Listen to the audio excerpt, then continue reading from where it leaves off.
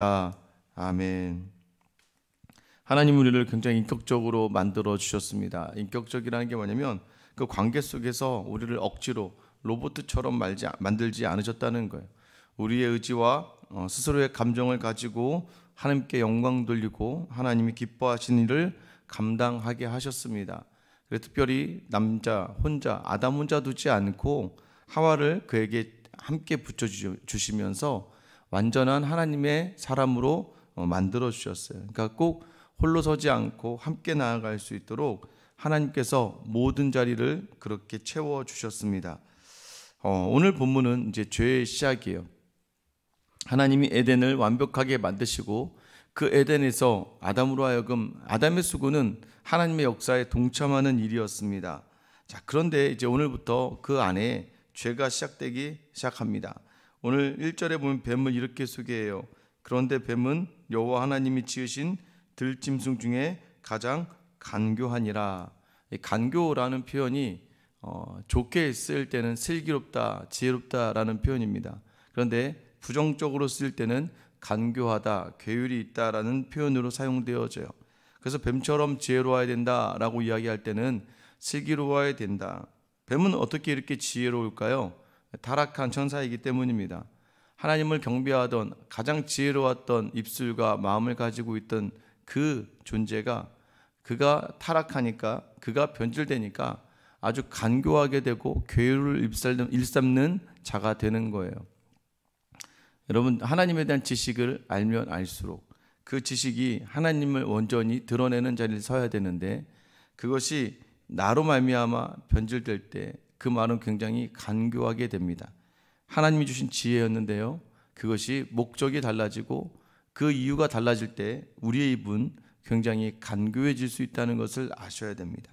수많은 이단과 수많은 목회자들 또 수많은 믿음의 사람이라 이야기하면서 말은 번지르르하게 잘하는데 그리고 너무나도 말을 참 잘해요. 그런데 그들은 오늘 뱀의 간교함과 다를 바 없이 살아갈 때가 참 많습니다. 여러분이 하나님만 지식이 많으면 많을수록 성령의 역사를 구하고 내 입의 모든 자리를 하나님을 위해 두지 아니하면, 하나님을 늘 묵상하지 아니하면 여러분이 가지고 있던 모든 지식은 사람을 죽이는 곳에 사용할 수밖에 없다는 것을 아셔야 됩니다. 대제사장과 바리새인들이 그랬어요. 율법을 달달달 외웠습니다. 하나님이 주신 말씀들을 달달달 외웠습니다. 그럼에도 불구하고 그들은 결국 예수마저 죽이고 말아요. 여러분들이 놓치지 말아야 될 것은 그거예요. 우리의 간교함의 시작은 하나님이 주신 지혜를 자꾸 내 욕심으로 나를 주장하기 위해서, 나를 드러내기 위해서, 또한 나를 자랑하기 위해 사용될 때에 우리 입술은 간교하다는 거예요. 어떻게 할 수 있어요? 본인이 알 수 있어요. 모든 대화의 끝에서 다시 한번 잠깐 묵상해 보시면 됩니다. 사람은요, 안에 있는 죄성이 있어서 계속해서 자기가 원하고 자기만 주장하고자 합니다. 그래서 하나님을 섬기던 천사가 타락하여 하나님을 대적하게 되는 거예요. 하나님 모르는 사람이 하나님을 대적하지 않아요, 여러분. 하나님을 모르는 사람은요, 몰라요. 모르니까, 알지도 못하니까 말도 안 합니다. 어설프게 하나님을 안다고 하는 사람들, 보통 남편들도 보면 남편이나 아내들 중에 교회를 안 다니는 분들 보면 그분들이 어설프게 알아요. 어렸을 때 자기가 청년부 회장이었다, 학생회 회장이었다, 교회 어설프게 다니고 어설프게 아니까 교회를 향하여 어설픈 반감과 대적을 하게 됩니다. 모르는 사람은 아예 그런 얘기조차를 하지 않습니다. 근데 여러분도 기억하셔야 돼요. 더 많이 알고 더 많이 이해할수록 내게 뭐가 없는지 봐야 돼요. 긍휼이 없고 인자가 없고 겸손이 없으면 그 자리는 망하는 자리라는 것을 놓치지 말아야 됩니다. 오늘 뱀이 이 여인을, 정확하게 얘기하면 하나님을 대적하는 자리에 서게 됩니다. 그러고 나서 그가 제일 처음 던지는 질문은 하나님이 참으로 너희에게 동산 모든 나무 열매를 먹지 말라 하시더냐라는 거였어요. 여러분, 동산의 모든 열매를 먹지 말라 하시더냐라고 하는 질문이 이제 하와의 마음을 흔들어 놓기 시작합니다. 분명히 하나님께서는 창세기 2장 16절 17절에서 선악을 알게 하는 나무 열매는 먹지 말라. 그러니까 동산의 각종 나무 열매는 네가 임의로 먹되, 그러니까 네가 원하면 다 먹을 수 있어. 그러나 선악을 알게 하는 나무 열매는 먹지 말아라 한다고 이야기합니다. 여러분, 여자가 뱀에게 이제 계속해서 이야기하는 거죠. 동산 나무 열매를 우리가 먹을 수 있어. 그런데 동산 중앙에 있는 나무 열매는 3절이죠. 하나님의 말씀에 너희는 먹지도 말고 만지지도 말라고 했다고 얘기해요. 자, 여기 뭐가 추가되어 있어요? 하나님은 먹지 말라라고 얘기했지 만지지도 말라라고는 말을 하지 않았어요. 물론 먹지 말라는 얘기는 근처에 가지도 말라는 얘기라는 표현은 맞지만 우리는 정확하게 알아야 됩니다. 이 상황을 많은 신학자들이 이렇게 이야기합니다. 직접적으로 말씀을 들은 아담, 그런데 아담을 통해 간접적으로 말씀을 들은 여인. 여러분, 그래서 말씀은요, 우리가 직접적인 하나님의 말씀을 받아야 돼요. 근데 우리의 믿음의 자리를 보면요, 자꾸 누가 무엇을 해서, 자꾸 누가 무슨 얘기를 해서, 자꾸 누가 무엇을 했으니까 여러분, 신앙의 자리가 자꾸 다른 사람을 따라가면 안 됩니다. 내게 주신 자리, 내가 만난 예수가 있어야 되고 내가 말씀으로 만난 하루가 시작되어져야 돼요. 근데 자꾸 사람을 쫓아가다가는 흔들리게 됩니다. 어떻게 되냐? 자기가 받은 말씀이 없으니까 자꾸 흔들리게 되는 거예요. 여러분, 오늘 그래서 여자가 뭐라고 얘기하면 3절 후반절에 너희가 죽을까 하노라 하셨느니라. 2장 17절에는 반드시 죽는다라는 거예요. 너 반드시 죽는다. 그런데 여인은 죽을 수도 있던데 라고 하면서 말꼬리를 흔들게 되기 흔들어 버립니다. 우리가 정확하게 말씀 모르면 이렇게 흔들리는 거예요. 결국 하와는요, 그 뱀이 전하는 지혜를 바라보게 됩니다. 어떤 지혜일까요? 4절에 보면 뱀이 여자에게 이르되 너희가 결코 죽지 아니하리라. 안 죽어. 여러분, 우리는 꼭 이런 자리에 서게 됩니다. 말씀을 알고 하나님의 말씀 온전히 알아도요, 꼭 자기 중심의 생각을 하게 돼요. 설교를 하다가 참 느낍니다. 설교를 하다가도요, 본인에게 맞는 은혜가 되는 말씀이 있으면 그 부분만 자기 거고요, 다른 것들은 다 남의 것입니다. 또는 어떤 질책과 또 때로는 훈육의 말씀이 선포될 때는요, 이건 다 다른 사람의 말이라고 생각해요. 그러면서 또는요, 설교를 전한 저에게 목사님은 제대로 하십니까? 라는 판단의 자리를 갖게 하는 것. 여기서 선포되는 말씀은 여러분에게 주시는 말씀이라는 것을 놓치면 여러분의 예배는 아무것도 아니게 되는 거예요. 여러분, 놓치지 마셔야 됩니다. 흔들리지 말아야 돼요. 말씀을 내가 받으면, 말씀이 나를 찌르면 나를 찌르는 것으로 알고, 또 말씀이 나를 붙들면 나를 붙드는 것으로 알고, 모든 말씀이 나를 향하신 말씀이라는 것을 놓치지 말아야 돼요. 계속해서 건드리는 이 공식이 뭔지 아세요? 야, 너도 하나님이 될 수 있어, 이거예요. 5절입니다. 너희가 그것을 먹는 날에 너희 눈이 밝아져 하나님과 같이 되어 선악을 알 줄 하나님이 아심이니라. 너 눈이 밝아진다 라고 이야기합니다. 여러분, 눈이 밝아진다, 이건 뭐야? 하나님과 같이 된다, 선악을 안다. 맞습니다. 눈이 밝아져서요, 하나님과 같이 돼요. 어떻게 하나님과 같이 됩니까? 하나님은 이전까지는 다 하나님의 말씀에 순종해서 선택의 그 결과를 하나님에게 드렸단 말이에요. 근데 선악과를 먹는 순간부터는 선택의 모든 기준과 선택의 이유가 내가 되는 거예요. 그러니까 하나님과 같이 된 거예요. 내 몸을 이전에는 하나님 말씀 따라갔는데, 하나님 하라는 대로 했는데, 이제는 내가 원하는 그 말의 자리에 서게 되는 거예요. 여러분, 하나님과 같이 된다는 이 말이 굉장히 하나님과 같은 수준의 신이 된다는 착각 속에서 내 인생의 주인을 바꿔버린다는 얘기거든요. 내 인생의 주인이 바뀌어버리니까 어떻게 됩니까? 6절에 보세요. 여자가 그 나무를 본즉 먹은즉하고 보암직하고 지혜롭게 할 만큼 탐스럽기도 한 나무인지라. 여러분, 이제 하나가 뭐예요? 이제 바라보는 시선이 달라집니다. 예전에는 말씀을 듣고 모든 일에 행하는 삶이었어요. 에덴 동산에서도 하나님이 아담에게 주신 말씀을 받고 움직였는데, 이제부터는 자기 스스로 보고 자기가 결단해요. 선악과를 보니까 이 열매가 먹음직하고 보암직하고 탐스럽기도 하대요. 우리의 죄가 무너지는 자리가 바로 여기입니다. 내가 볼 때는 여기가 맞는 것 같은 거예요. 여러분, 그 자리가 가장 죄로 가득한 자리일 수 있다는 걸 아셔야 돼요. 어떻게 해야 됩니까? 하나님의 기준, 말씀의 기준으로, 믿음의 기준으로 바라봐야 되는데 자꾸 자기 기준으로 바라보게 돼요. 어제 결혼에 대한 본문 나왔죠? 결혼도 마찬가지예요. 내가 보기 좋은 배우자를 고르기 시작합니다. 내가 보기에 너무나도 아름다운 배우자를 고르기 시작해요. 아름답죠. 내가 원하는 거니까. 근데 여러분 결혼하서 보면 많은 부분이 흔들리게 될 때가 참 많습니다. 왜요? 자기의 시선으로 보았기 때문입니다. 말씀을 놓치고 말았어요. 먹음직하다라는 것은 뭐예요? 먹고 싶다. 여러분 우리 안에 충동이 발동하게 됩니다. 보암직하다는 건 뭐예요? 그것도 보고 싶어져. 내가 보고 싶어. 지혜롭게 한 만큼 탐스럽다라는 건 뭐예요? 하나님을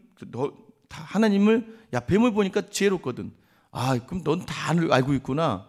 그러면서 자기 자신도 그 알매 자리에 있고 싶을 때가 참 많습니다. 결국 그 죄의 큰 영향이 누구에게 끼쳐집니까?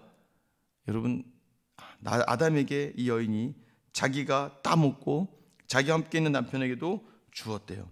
자, 그러자 7절에 그들의 눈이 밝아졌답니다. 저는 참 이 부분이 와닿더라고요. 교회 안 다니는 남편들이 이제 우리 교회 참 많은데, 근데 교회 생활 하다 보면 좋은 일도 있고 안 좋은 일도 있거든요. 근데 꼭 아내들이 집에 가서 교회에서 안 좋은 일을 남편에게 막 얘기해요. 남편이 가뜩이나 믿음도 없는데 자기가 서운한 일, 상처받은 일을 막 얘기하죠. 그럼 남편은 그 교회에 대해 더 부정적인 마음을 가져요. 결국 오늘 하와의 모습이 때로는 우리의 모습일 수 있다는 거 아셔야 돼요. 가끔 보다 보면 너무 안타까울 때가 있어요. 본인이 받고 있는 그 스트레스를, 본인은 지금 남편을 믿음으로 데려와도 시원치 않은데 본인이 교회에 열심히 섬기다가 상처받고 또는 오해가 생겨서 어려움 당하는 걸 가지고 남편에 가서 미조애고조할 다 얘기해요. 그러니 남편이 교회 나오고 싶은 마음이 있겠습니까? 교회가 아내를 보니까 교회만 갔다 오면 불평이 가득해, 원망이 가득해, 교회만 갔다 오면 상처를 받아, 교회만 갔다 오면 힘들어. 여러분 그럼 제가 뭐라고 말씀드렸어요? 하지 마셔야 돼요. 그냥 예배만 드리고 은혜 받아서 가셔서 남편이랑 잘 지내야지, 교회를 또 열심히 한다고 했다가 오히려 남편도 마찬가지겠죠. 안 믿는 아내와 같이 있을 때 교회를 열심히 다 해놓고 가서 교회 뭐가 문제더라, 뭐가 어렵대더라. 결국 그렇게 해도 어떻게 됩니까? 자식들도 교회 안 나와요. 그런 가정들을 많이 봤습니다. 집에 가서 목사, 전도사, 애들 앞에서도 막 그 목사가 말이야, 그 전도사가 말이야. 이런 그 아이들이 교회 가서 그 목사, 그 전도사 설교 들어오겠습니까? 자기 아이, 자녀의 영혼을 누가 죽여요? 자기가 죽이는 거예요. 저는 그런 가정 너무나 많이 봤어요. 이전에 교회도 마찬가지예요. 중직자 자녀들이 그래서 신앙생활이 어려워요. 왠지 아세요? 중직자 정도 되면 교회를 함부로 얘기해. 그럼 좀 자기 마음에 안 들면, 자기 마음에 좋을 땐 전도사님이고 자기 마음에 안 들면 그 전도사예요. 그럼 지나가다 듣던 애들이요, 예전에도 마찬가지. 그 선생이 해보세요. 학교 교권이 왜 떨어집니까? 부모가 먼저 선생님이라고 이야기하지 않고 선생님 말씀 잘 들으라고 이야기하지 않으니까 그 선생님 똑바로 안 됐네, 선생을 판단하는 말들이 있다 보니까 아이들도 선생님 말 안 들어요. 하와가 오늘 가져오는 이 이야기는요, 어쩌면 우리가 경각심을 가져야 될 이야기라는 거예요. 자기가 보고 그 죄를 전가시켜요. 결국 그러니까 아담도 그 나무 열매를 따먹게 됩니다. 그래서 7절에 그들의 눈이 밝아졌대요. 하나님의 눈으로 바라보는 게 아니라 자신들의 눈으로 바라보니까 어떻게 돼요? 자신이 벗은 줄 알고. 우리 아까 전에 나눴던 간교하다라는 표현이 어떤 표현인 줄 아세요? 간교하다라는 히브리어가 아룸이라는 단어인데요, 이것이 지혜롭다는 표현도 있지만 벌거벗다라는 표현도 있습니다. 결국은 자기가 자기의 지혜로 산다는 얘기. 이전엔 하나님의 지혜로 살았는데 지금도 자기 눈이 밝아지니까 자기의 지혜로 살게 됩니다. 원래 창세기 2장 25절에 어떻게 됐어요? 아담과 그의 아내 두 사람이 벌거벗었으나 부끄러워하지 않았다고 얘기했어요. 그건 뭐예요? 하나님의 지혜로 살 때는 부부는 부끄러움 없는 그런 부부가 돼요. 그런데 자기 지혜로 살아갈 때는요, 가정이 부끄럽잖아요. 여러분, 남편이 부끄럽고 아내가 부끄러워요. 그리고 자식들이 부끄러워요. 왜?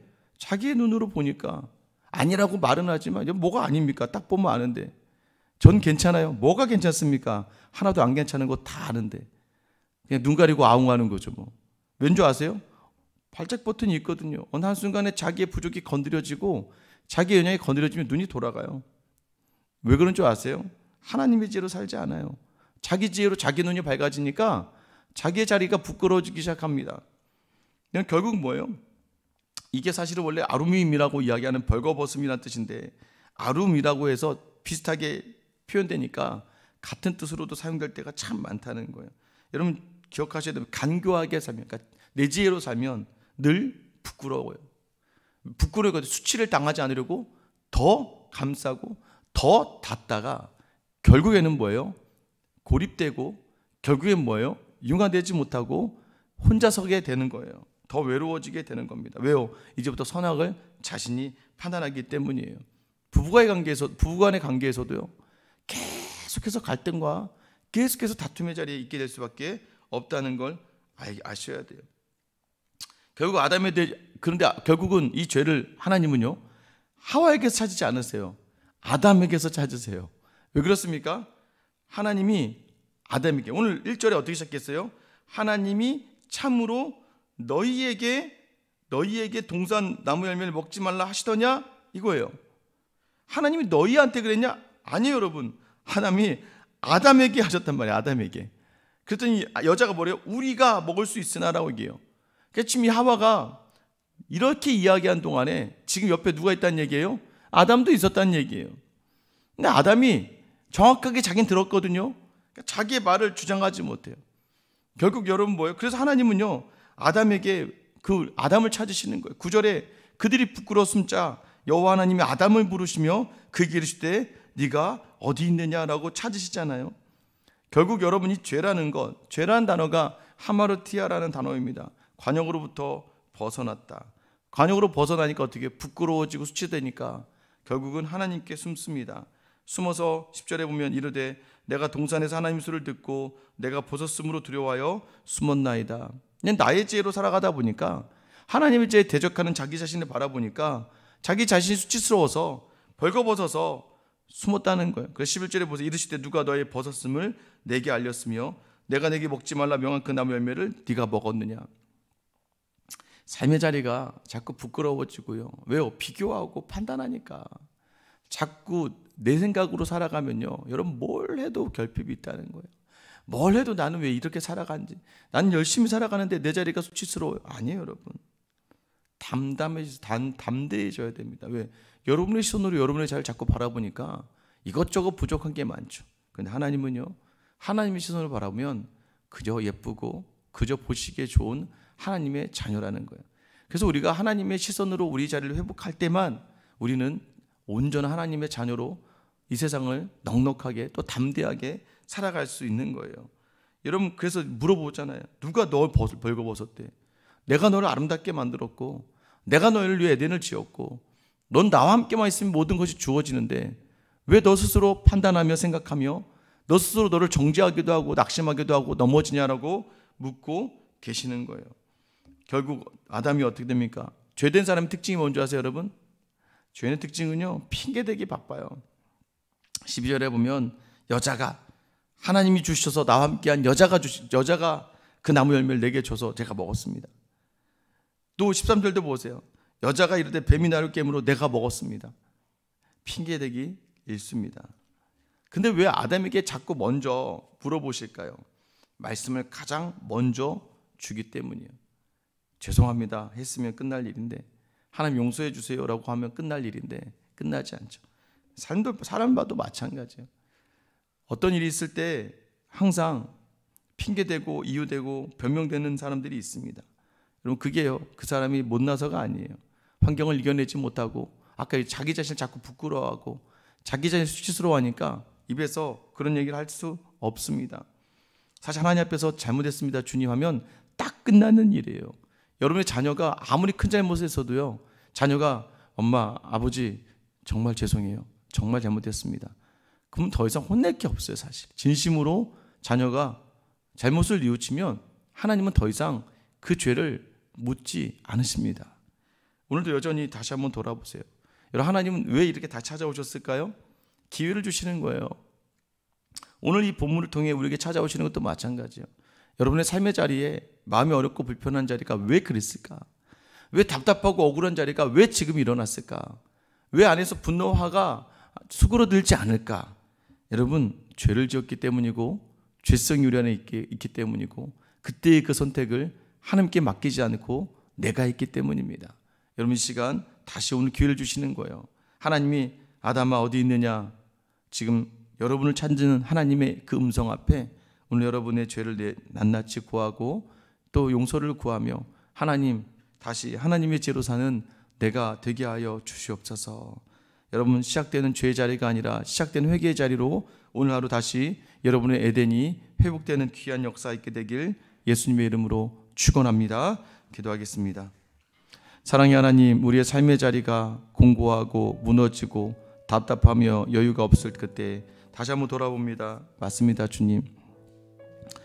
우리가 이 땅에 이 세상의 지혜 그 꾀임에 넘어가서 어느덧 선하게 판단의 자리에 내가 서고 말았습니다.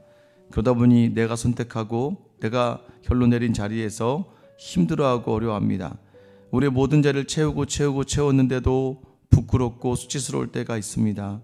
주님, 우리가 죄를 범하고 여전히 예수를 믿는다 하면서도 예수의 자리에 서는 것이 아니라 내가 원하는 자리에 서기 때문입니다. 하나님 아버지, 오늘도 하나님의 질문 앞에 네가 어디 있느냐, 지금 너의 생각과 너의 판단은 누구로부터냐라고 물으실 때에 다시 한번 회개하며 주님, 나의 생각과 나의 판단과 나의 의도로 내 삶이 무너졌음을 고백합니다. 오늘 이 시간 다시 우리 가족이 부끄러움 없는 부부가 되기 위하여, 수치를 느끼지 않는 가정이 되기 위하여 다시 하나님을 닮아갈 수 있는 이 예배의 자리가 되게 하여 주시옵소서. 우리의 지식이 하나님을 놓치면 간교함이 되어 사람을 해하고 어렵게 하게 된다는 것을 오늘 깨달았사오니 오늘 내 입을 주장하여 주셔서 사람을 살리고 하나님 세상을 살리고 세상을 넉넉하게 담아갈 수 있는 주님의 자녀가 되게 하여 주시옵소서. 오늘도 하나님의 지혜로 살 수 있도록 우리의 죄를 용서하여 주시옵소서. 이 기도로 나아가는 주의 자녀들에게 은혜를 주시며 다시 무너진 에덴이 회복되는 가정과 직장과 교회가 되게 하여 주시옵소서. 이를 위해 우리의 모든 죄를 위해 자기 자신을 내려놓으신 우리의 영원한 구주 되시며 오늘도 우리를 위로하기 원하시는 우리 주 예수 그리스도 이름 받들어 기도드립니다. 아멘. 여러분, 시간 기도하실 때